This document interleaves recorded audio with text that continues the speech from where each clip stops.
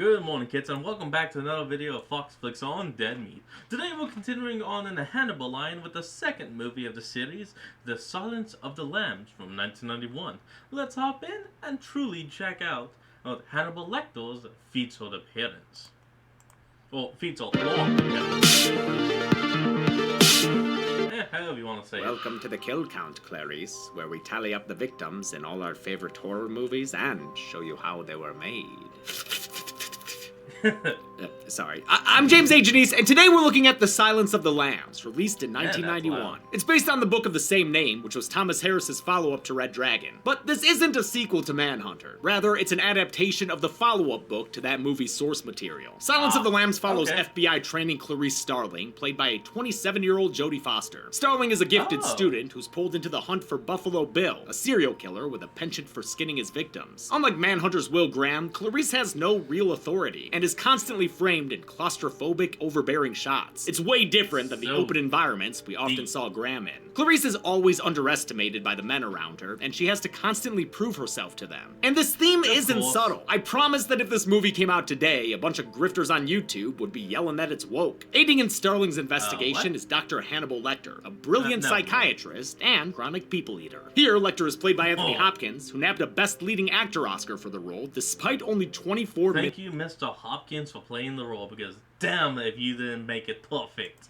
Of screen time. In fact, Silence of the Lambs cleaned up at the Academy Awards. It's the third of only 3 movies to win the so-called Big Five, taking home Best Picture, Best Director, Best Actress, Best Actor, and a writing win for Best Adapted Screenplay. It is the only horror movie to ever win the Oscar for Best Picture, which I think speaks to its broad appeal. As mentioned in the Manhunter kill count, despite the 2 movies sharing characters, they're entirely different in pretty much every other way. I think Silence is a more mainstream movie, and that's not a judgment of quality, I just don't know how else to put it. Manhunter is an art piece compared to this film. Compared to Michael Mann's film, the characters in Silence are much more overstated. Buffalo Bill's more of a bombastic maniac than Francis Dollarhide, and characters like Crawford and Chilton stand out a lot more, as opposed to being just, guys. I mean, Farina rules, but still, he's kind of just a guy. As much as I love Manhunter, there's no denying that Silence of the Lambs is awesome. There's a reason that every other scene in this thing has been parodied and referenced to high hell. Hopkins' Hannibal is an icon of horror villains, and Clarice Starling is one of my favorite film protagonists ever. It's not only considered one of the greatest horror movies of all time, but one of the greatest movies, period. It's about damn time we cover it on this show. Will Silence of the Lambs have more...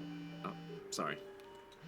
Oh, here we go with the ad. So we're gonna cut, and we're back. Just a little before, See, for each movie Production Tales is covering. Will The Silence of the Lambs have more kills than Oscar wins? Let's find out and get to them. The kills, not the Oscars. I mean, you kind of already did. The movie begins in the woods, near Quantico. It's the home of the FBI, where Clarice Starling is making her way through a training montage, complete with a Rocky sweatshirt and Rocky sweat stains. Before she can reach the Philadelphia Museum, she's summoned by Jack Crawford, the head of the Behavioral Science Unit. Starling is something of a star pupil and a former student of Crawford's. You grilled me pretty hard, as I recall, on the Bureau's Civil Rights record in the Hoover years. I gave you an A. A-, sir. Also extremely likable right off the bat. Crawford has a little extra credit for her, helping him out with his latest project. He's interviewing imprisoned serial killers, just like Jonathan Groff in Mindhunter, which is fitting since both characters are based on the same real-life FBI agent, John E. Douglas. In fact, Crawford's actor Scott Glenn spent 4 days with Douglas as preparation for this role. Crawford says there's one killer who refuses to talk to them. The psychiatrist, Hannibal Lecter. Hannibal the cannibal. I always wondered if Hannibal only chose to eat people after realizing it'd make for a sweet rhyme. Crawford says he's sending Clarice for general purposes, but judging by the pictures on his wall, this probably has something to do with a killer they're trying to find named Buffalo Bill. When she gets to the sanitarium, its director Dr. Chilton assumes Crawford sent her because she's a pretty young thing that'll turn Hannibal on. Oh, are you ever his taste? Phrasing! Chilton was a character in Manhunter, but was largely forgettable. Because he's a cannibal, get it? There. Here, he's played by Anthony Heald, who makes him stand out with sleeves. Will you be in Baltimore overnight? Because this can be quite a fun town if you have the right guide. Dog, you couldn't even guide a boat without blowing yourself up. Clarice manages to ditch the smarmy doctor, giving her one-on-one time with Hannibal's polite orderly Barney. I'll be watching. You'll do fine. As mentioned in the Manhunter kill count, this is Frankie Faison, playing a different character than he did in that movie. Thankfully, Barney will stick around for a couple more films. In stark contrast to the sterile white cell in Manhunter, in this movie, Hannibal is kept in a frickin' dungeon. It houses other inmates too, like multiple Miggs, who's got a keen scent for sniffing out the worst things to say. At the end of the row is Hannibal Lecter, who's inhumanly sinister from the very first sight of him. Good morning. Much better manners than Miggs, though. He's now, hold on. If I remember correctly, I think I heard at one point that it said he was meant to be, you know, sitting on the bed, like reading a book or something. But when they actually shot this scene and he was standing like that, the director, like, loved it so much, he was like, fuck it, we're keeping that in. And that's what happened. Main event you'd expect him to be. You know what? Someone out there double check that for me. Let me know down in the comments below if I got that right or if I'm misremembering. Gaze that pierces through the camera as much as it does this plexiglass cell. Hannibal was originally going to be kept behind bars, but director Jonathan Demme wasn't happy with how they obfuscated the actors. He worried it would ruin the intimacy of their scenes together. Production designer Chris Zia came up with the solution of a plexiglass cell. She also designed the dungeon based on a photo of where the Nuremberg war criminals were held before trial. The dungeon was a set built in the abandoned Westinghouse factory, while the institution's interiors were filmed at the Allegheny County Jail in Pittsburgh, where most of the movie was shot. Clarice is obviously scared of Hannibal, but nevertheless, she persists. That gets him to open up a bit, sniffing out her skincare routine and showing off his art. That is the Duomo scene from the Belvedere. What a refined young cannibal. She fumbles when she tries to transition to the business at hand, which gets Lecter roasting her like the meanest gay you've ever met. Do you know what you look like to me with your good bag and your cheap shoes? You look like a rube. He said that to her face. When she still doesn't back down, he tries intimidation, telling her how he ate a census worker and the best way to make bubbles in a pool. Hopkins actually didn't intend for that noise to become such a thing. I put that in at the end, just for a joke. I thought they'd cut it out. He scares Clarice off, but on her way out, multiple Miggs hits her with some pocket sand. Oh, wait. Oh, God, that's not sand! Man, there's something about Miggsy. The indiscretion offends Hannibal, so he gives Clarice a tip, saying to look inside herself and seek out a patient of his named Miss Moffat. She heads to the library for the requisite microfilm research scene. Gotta love him, until she's interrupted by her friend Ardelia, played by Casey Lemons, who was last seen on the kill count to the OG Candyman. She tells Clarice she's got a call from Crawford, who informs her that multiple Miggs is dead. He was convinced by Hannibal with words alone to swallow his own tongue. Damn, what can't you do with that mouth, Hanny boy? Oh, God. Clarice decodes Hannibal's riddle of looking inside herself. You know what? That is a strange way to have a character kill, but I'm gonna give thanks to Hannibal for killing that. I'm just gonna call him Monkey, because if you know what monkeys do, you understand why I said that. In a place called Your Self Storage. There's a unit there registered to one Hester Moffat that's been sitting unused for years. The door to the place is jammed, and since the dude who owns it isn't any help, Clarice jacks herself to victory. Wow, Miggs really rubbed off on her. Or should I say rubbed one off on her. Inside the storage unit, Clarice finds a car. It ain't got Leo and Kate having steamy sex inside. Instead, it's got a headless body, as well as a bodiless head. Later revealed to belong to Benjamin Raspail, a former patient of Hannibal's. Everyone involved in this movie, from Jodie Foster to writer Ted Talley, wanted to find the proper balance when it came to the story's horrific violence. They didn't want to shy away from it, but they also didn't want to be exploitative. It's possible to do a picture that is about violence and not make it about getting off on the violence. The dark subject matter caused Michelle Pfeiffer to turn down the role of Clarice, and Gene Hackman to step away after being set to play Jack Crawford and direct. Gene read the script and said, you know, this is too violent for me, I can't do it, and I'm walking away from it. As a director, Hackman was replaced by the late Jonathan Demme. Hi. I'm Jonathan Demme. It was a weird choice, since his earlier films were more comedic, but he also directed Stop Making Sense, the greatest concert film ever made, so he's unimpeachable to me. It ended up working for the cast and crew, who all said they had a great time thanks to Demme keeping things light on set. The paradox of filming this was that it's such a dark film, and it was such a delightful experience for everybody. It was a lot of fun. Meanwhile, the role of Clarice went to Jodie Foster, who was just coming off an Oscar win for The Accused. Foster was a fan of the book, and called up Orion Pictures when she found out they bought the rights from Dino De Laurentiis after Manhunter flopped. She was drawn to Clarice's quiet internal strength, especially after playing victims for so much of her career. For me, the reason that it was so important to make this movie was that there was a sort of healing process and almost like a growing up process to finally playing the woman who saves the women. After getting the role, Foster wanted to make sure the movie didn't portray the FBI as goofy or inept. You might not know this, but it's fucking buck wild, man. In 1981, John Hinckley Jr. tried to assassinate newly inaugurated President Ronald Reagan. His motivation was to impress Jodie Foster, whom he became obsessed with and stalked after... Yeah, and this is what led to the whole thing with the Brady Bill. The reason why we have that, like, 5-day or whatever the hell it is waiting period before anyone can actually buy guns. Why we have background checks and all of that. All because some guy wanted to impress some woman he never met and just saw in a movie, Taxi Driver. Seeing her in Taxi Driver. The FBI protected her during his stalking attempts, and helped out production for this movie, providing their campus and firing range as sets. They figured the film would help them recruit female agents. Clarice makes another appointment with Hannibal, who says that Raspel was an early victim of Buffalo Bills. Lecter only found his patient after he was dead. Best thing for him, really. His therapy was going nowhere. Hannibal implies he knows who Buffalo Bill is and offers up the name for a price. A room with a view. Not like the E.M. Forster book, an actual room with like a window and shit. While Starling ponders that deal, in Memphis, Tennessee, a woman sings to Tom Petty. That is a really easy deal. Just gotta get the right calls in. With some Fallon caliber lip syncing. She's so into the song, she doesn't realize she's being watched by a Splinter Cell looking Buffalo Bill. He lures her over with an arm cast and some dramatic grunting. When she offers to help him, he maneuvers her into the back of his van. The Good Samaritan is repaid with an off-screen beating and an extended timpani roll.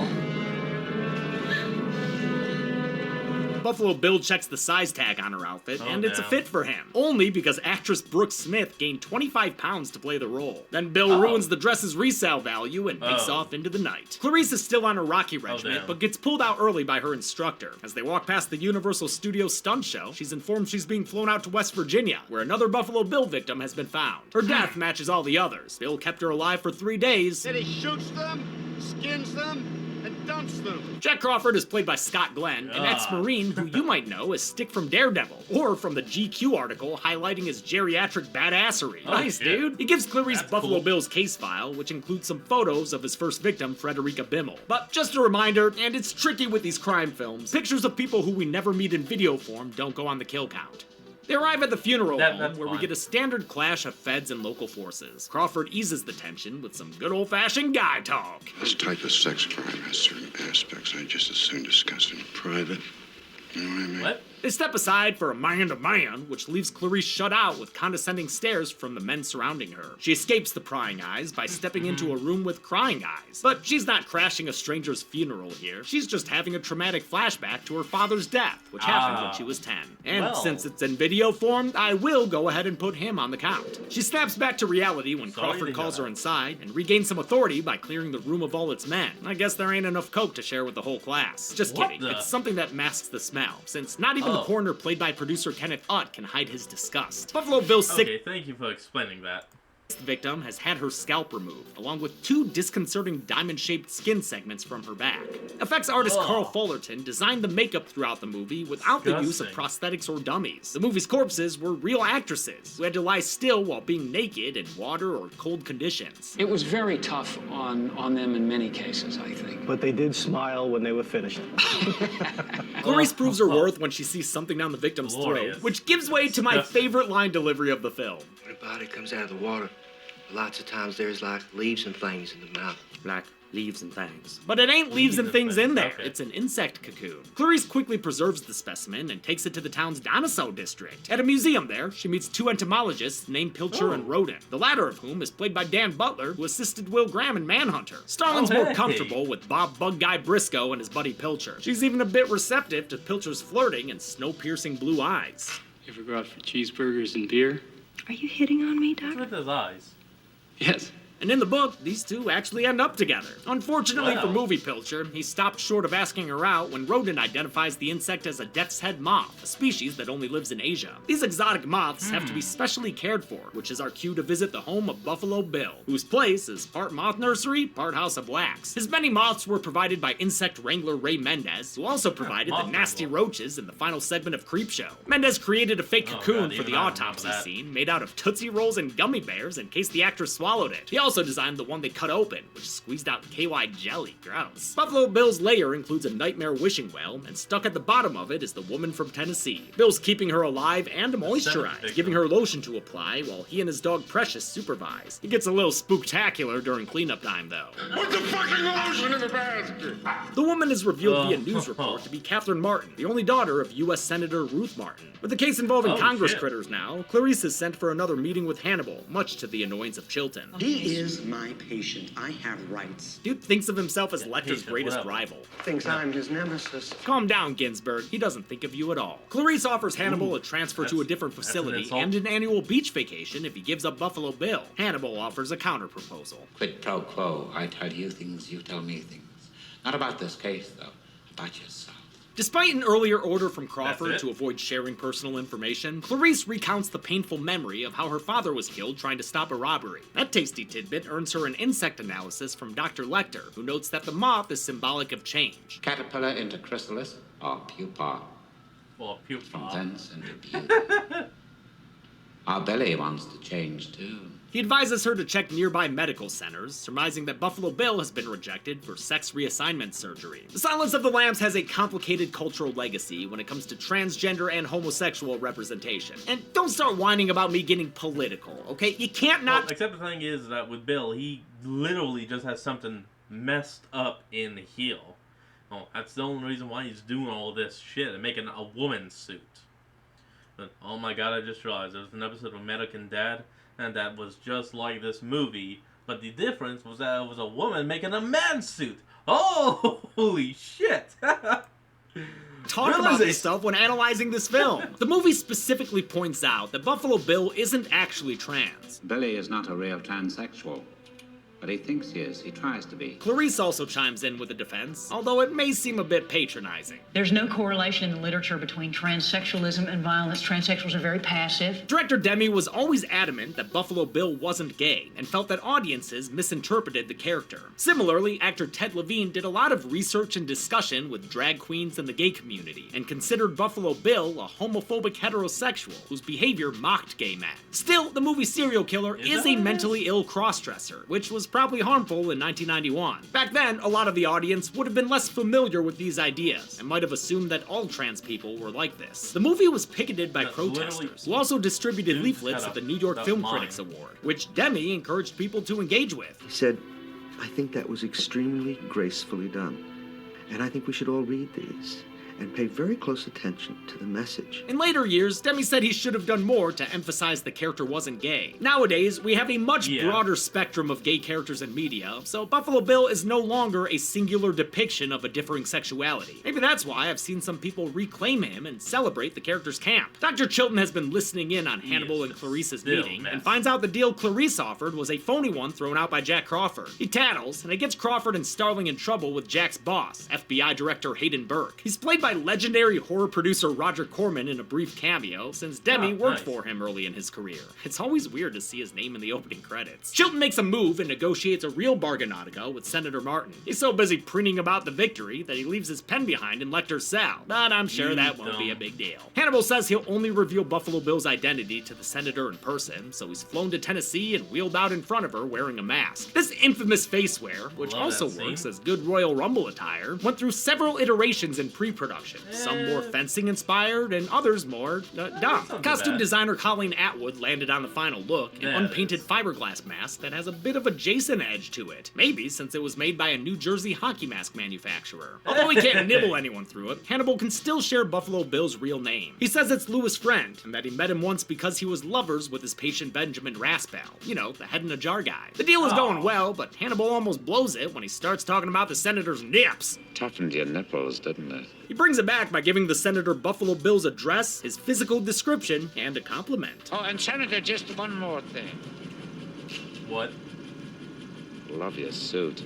It's hard to imagine a time when Anthony Hopkins wasn't a household name, but originally, Sean Connery was the more commercial-friendly pick for Hannibal. When he turned it down, Demme cast Hopkins based on his performance in The Elephant Man. Jodie Foster didn't get to talk to him until they were already in production. We did a table reading of the entire movie, and he scared me to death.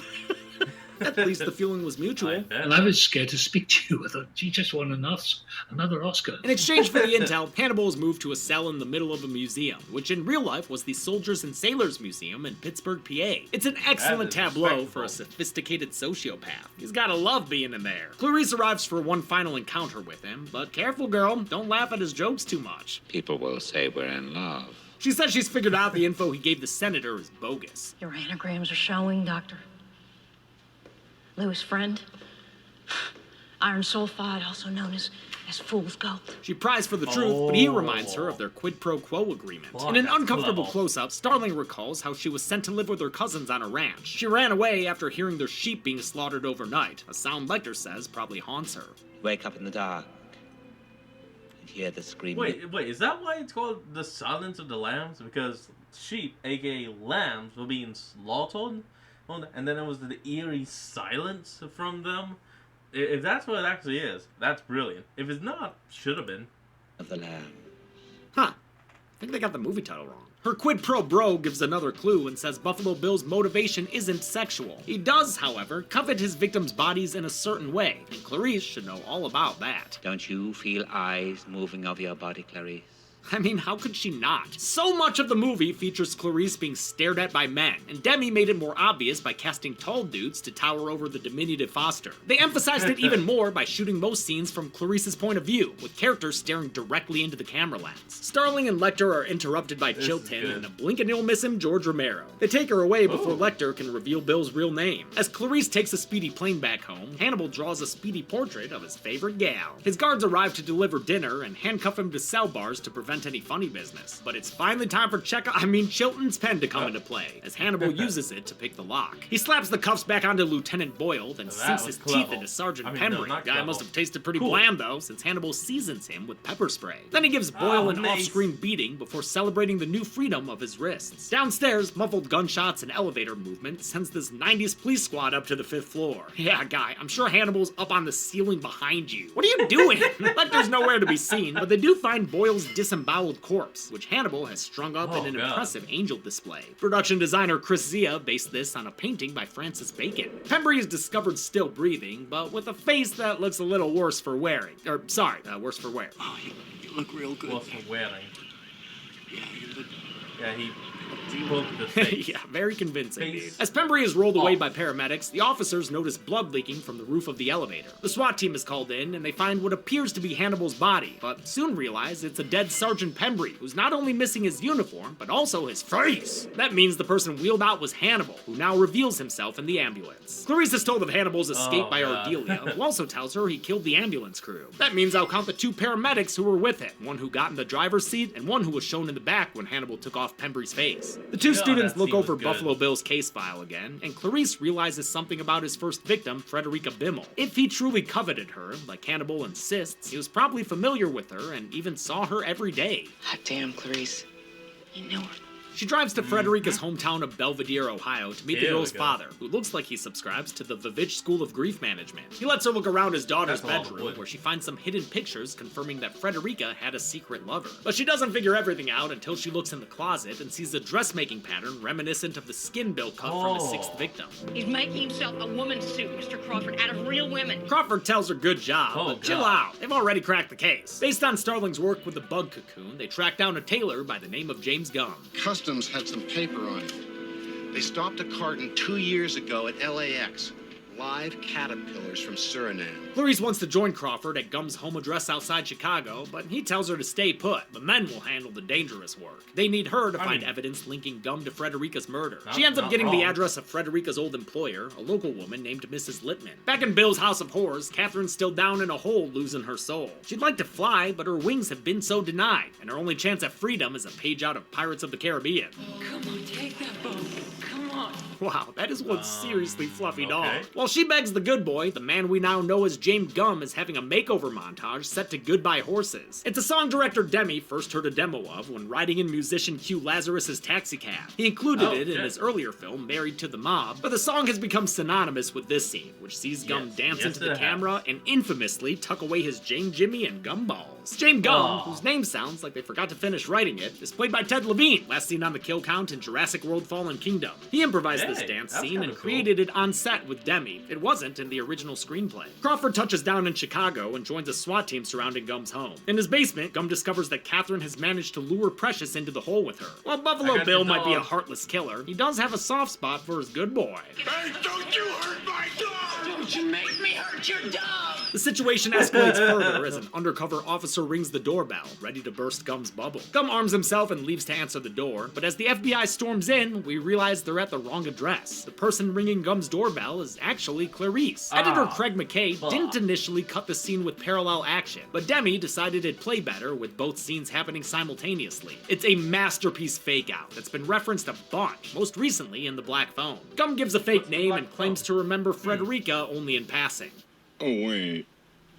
Was she a great big fat person? You gotta work on your icebreakers, Gum. He chews over his options and invites Starling inside, where she starts to grow suspicious after seeing a giant roll of shrink wrap and textile materials. And, oh yeah, a friggin' moth. Time to pull out her bazooka on this Joe. Clarice orders him to stick around, but the wriggly Gum just giggles and runs away. She follows him downstairs and discovers Gum's ghastly experiment, a partially finished woman suit made from the skin of his victims. Buffalo Bill was the amalgamation of several real-life serial killers, most prominently Ed Gein for his skin suit and the messy state of his house. His fake injury kidnapping ruse was inspired by Ted Bundy, while his basement pit prison is based on Gary Heidnik of Philadelphia. Clarice busts down another door where she discovers what the internet tells me is the body of Mrs. Lippman, which Gum has left to lose its flavor in the bathtub. Oh man, it's gonna get all moldy! The blackout prevents Clarice from getting a better look, while Gum dons his night vision goggles. Are they heavy? Then they're expensive. Put them back. Clarice is left scrambling in the dark, and Gum gets cocky with his stalking, reaching out to almost stroke her hair. He tries to double his pleasure with the use of a gun, but that cockiness is too loud, so Clarice spins around and shoots him dead. It shatters a window and lets in sunlight, allowing us to see him bleed out proper. Backup arrives to take care of Catherine and her new dog, and since defeating Gum has put her in the big league, Clarice gets an FBI badge. At the graduation party, she catches up with Ardelia, Pilcher, Roden, and is that a kid? Whose kid is that? Crawford pulls her aside for a Paul Hollywood handshake of approval, but he's not the only one who wants to congratulate her.